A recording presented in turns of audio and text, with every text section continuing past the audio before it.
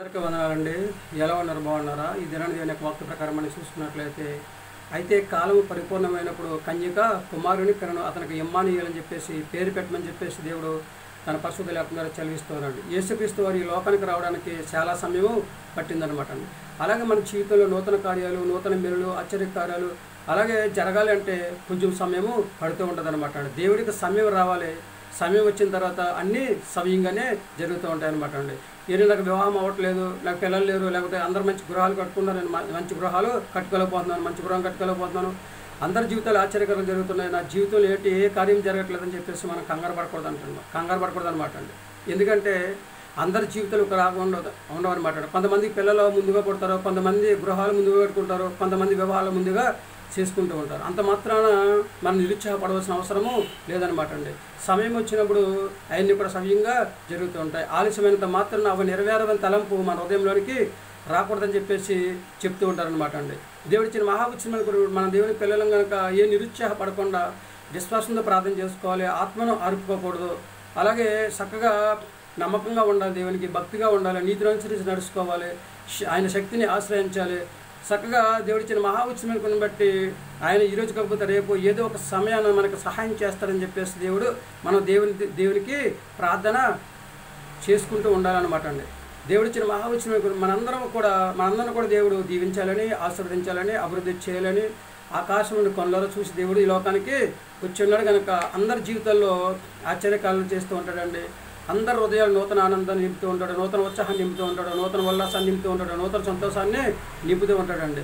అందరిని కూడా ప్రేమించే దేవుడు, ఆశీర్వదించే దేవుడు, అభివృద్ధి చేసే దేవుడు అనమాట అండి. కనుక మనం నిరుత్సాహపడకుండా, కంగారు పడకుండా ఒకటే కొంచెం ప్రార్థన చేసుకుంటే మన ప్రార్థన దేవుడు ఆలకించి చక్కగా దేవుడు మనకి ఏమైతే కావాలో అన్నీ కూడా ఇస్తూ ఉంటాడు అనమాట అండి.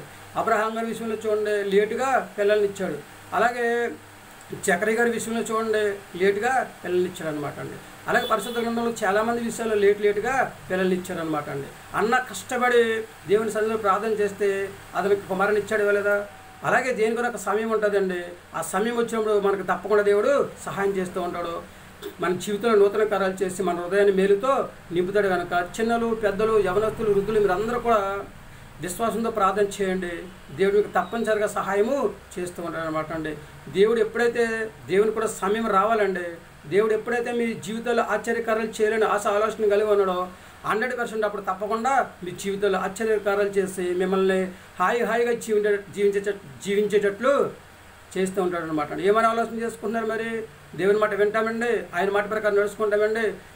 లేట్ అయినా కానీ దేవుని యొక్క సమయం కోసం ఎదురు చూసి దేవుడు చేసే ఆశ్చర్యకార్యాలు పొందుకొని దేవుడు చేసే మేలులు పొందుకొని హాయిగా జీవించాలని ఆలోచన కలిగి ఉన్నామని చెప్పేసి ఎవరైతే అంటూ ఉంటారో అందరూ కూడా తల వంచని ప్రార్థన చేద్దాం.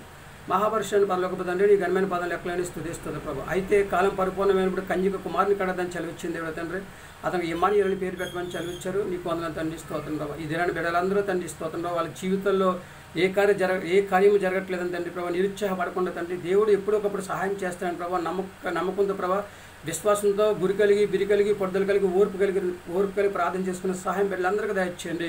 వివాహం కోసం ఎదురు చూస్తున్న వారిని, అలాగే తండ్రి ప్రభు ఉద్యోగం చేస్తున్న వారిని, వ్యాపారం చేస్తున్న వారిని, గర్భిణీ స్త్రీలను తండ్రి, బాలింతరాలను తండ్రి ప్రభు, అనారోగ్యంతో బాధపడుతున్న వారిని, సంతానం బిడ్డలను తండ్రి, చేతురుతులు చేసుకుంటున్న వారిని తండ్రి, వాహనాలు నడుపుతున్న వారిని తండ్రి, అలా 1 by 1 దీవించి ఆశీర్వదించి ఎవరు కూడా కంగారు పడకుండా తండ్రి ప్రభా నీకు దేవుడికి సమయం వచ్చిన తర్వాత మాకు ఆశ్చర్యకార్యాలు చేస్తారని తండ్రి ప్రభా. గురి కలిగి, బిరి కలిగి చక్కగా తండ్రి ప్రార్థన చేసుకుని మంచి ఆరోగ్యం కలిగి ఉండి తండ్రి ఇస్తాను ప్రభా.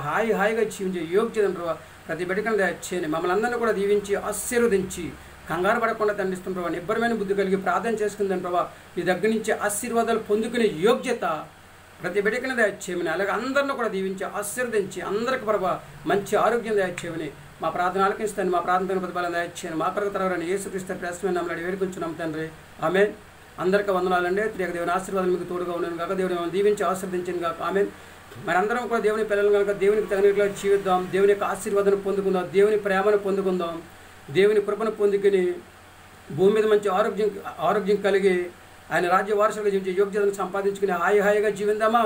ఏమంటారు? ఈ ఆలోచన మీదేనండి. దేవుడు మనందరినీ కూడా దీవించాలని, ఆశీర్వదించాలని, అభివృద్ధి చేయాలని, మన జీవితంలో ఆశ్చర్యకరాలు చేయాలని, మన హృదయాన్ని మేలుతో నింపాలని చెప్పేసి దేవుడు ఆకాశాన్ని కళ్ళారా చూస్తూ ఉన్నాడు కనుక అవి జరగడానికి కొంచెం సమయం పడుతుంది.